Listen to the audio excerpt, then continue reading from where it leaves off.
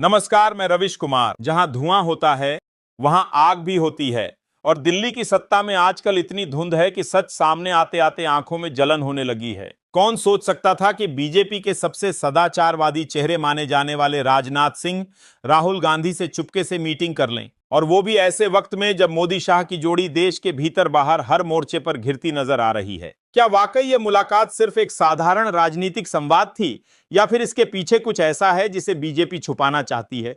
दरअसल जितनी खामोशी से यह मुलाकात हुई, उतना ही बड़ा बवाल उसने मचा दिया है। सवाल उठता है कि क्या यह मुलाकात बीजेपी की गिरती साख, मोदी के कमजोर होते प्रभाव और संघ के रिटायरमेंट प्लान से जुड़ी है? और हां, इस वीडियो को लाइक और सब्सक्राइब जरूर करें। राहुल गांधी और राजनाथ सिंह की ये सीक्रेट मीटिंग ऐसे वक्त पर सामने आई है जब संसद में ऑपरेशन सिंदूर को लेकर बवाल मचा हुआ है। सेना पाकिस्तान के 22 टारगेट्स पर कार्रवाई के लिए तैयार थी, लेकिन अचानक ऑपरेशन रोक दिया गया। और फिर अमेरिकी राष्ट्रपति डोनाल्ड ट्रंप सामने आए और बोले, सीज फायर मैंने करवाया। संसद में राहुल गरजते हैं, आग उगलते हैं और मोदी शाह के चेहरे पर जैसे पसीने की परत चढ़ जाती है। तभी राजनाथ सिंह की चिंता सामने आती है। एक डिफेंस मिनिस्टर जो डरता है कि कहीं राहुल की स्पीच से मोदी जी की छवि पर छींटे ना पड़ जाएं, और इसलिए वो राहुल को मैसेज भेजते हैं। जरा ध्यान से बोलिएगा। ये वही राजनाथ हैं जिन्हें बीजेपी का जगदंबिका पाल कहा जाता है। पार्टी में है मगर पार्टी जैसे उनके साथ नहीं। राहुल संसद में सवाल दागते हैं, अगर हमला किया था तो पाकिस्तान से माफी क्यों मांगी? पाकिस्तान को पहले ही बता दिया कि हम मिलिट्री टारगेट नहीं मारेंगे। झापड़ मारा और बोले, अब तुम एस्केलेट मत करना। ये क्या युद्ध नीति है मोदी जी? ये तो वही बात हो गई, घूंसा मारने से पहले डॉक्टर का अपॉइंटमेंट ले लेना। राहुल ने तंज कसा, मोदी के पास लड़ने की राजनीतिक इच्छा शक्ति है ही नहीं।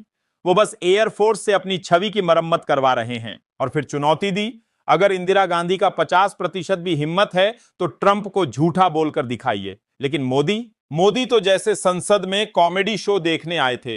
राहुल के सवालों से कतराते हुए पीछे की सीट से मुस्कुराते रहे और मौका मिलते ही पतली गली से निकल लिए। अब जरा सोचिए, एक तरफ राहुल के सवालों से मोदी सरकार की नींव हिल रही थी और दूसरी तरफ राजनाथ सिंह बैठकर राहुल की बातें चुपचाप नोट कर रहे थे। क्या यह रक्षा मंत्री का डर था या विपक्ष के नेता की रणनीति की जीत? और फिर जब मीटिंग का सच सामने आया, बीजेपी में जैसे भूकंप आ गया। मीटिंग को लेकर संघ में खुसर पुसर शुरू हुई। राजनाथ अब किस खेमे में हैं? क्या यह मुलाकात 75 की उम्र पर रिटायरमेंट वाली उस अनकही नीति का हिस्सा है जिसे संघ ने अपने प्रिय सेवक मोदी पर थोपने का मन बना लिया है? दोस्तों, खबर यही नहीं रुकती। राहुल गांधी ने अपने बयान में एक और धमाका किया।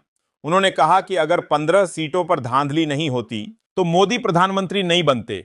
यानी जो शेर बना घूम रहा था, असल में वो बकरी की खाल में शेर था। राहुल ने कहा कि भारत की चुनावी प्रणाली खत्म हो चुकी है। अब यहां लोकतंत्र नहीं बल्कि चुनावी तमाशा होता है। और यही बात उन्होंने कांग्रेस के लीगल कॉन्क्लेव में खुले मंच से दोहराई। अब सवाल यह है, क्या यह सिर्फ एक राजनीतिक आरोप है या हकीकत का आईना? मगर सबसे बड़ा मसाला तो यह है कि अब लोग इस सीक्रेट मीटिंग को मोहन भागवत के 75 पार रिटायरमेंट थ्योरी से जोड़ रहे हैं। क्या संघ ने ठान लिया है कि मोदी का समय अब पूरा हो गया है? क्या राजनाथ को आगे लाने की तैयारी है और राहुल से मुलाकात उसी की बुनियाद है?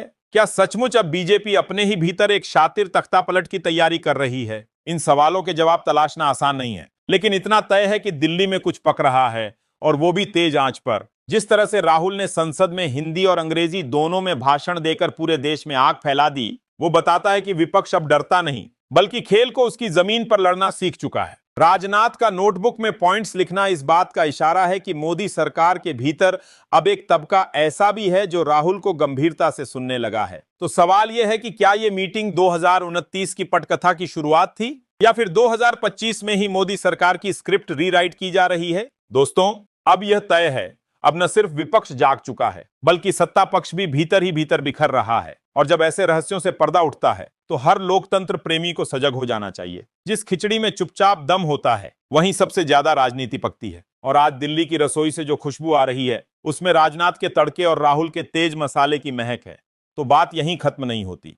सीक्रेट मीटिंग के बाद मोदी शाह खेमे में जो सन्नाटा पसरा है वो सिर्फ गूंगे सुरों का मामला नहीं है, ये राजनीतिक धरती की खिसकती प्लेटें हैं। सूत्र बताते हैं कि जब राजनाथ सिंह ने राहुल गांधी की बातें मीटिंग में नोट करनी शुरू की, तभी किसी अफसर ने शाह साहब को सूंघकर खबर दी, साहब, लगता है सिंह साहब की कलम अब मोदी विरोधी इंक से भर गई है। और उधर से जवाब आया, जो ज्यादा सोचते हैं वो अमित शाह के हिसाब से खतरनाक होते हैं। बीजेपी दफ्तर में आजकल दो चीजें गायब हैं, चाय और चैन।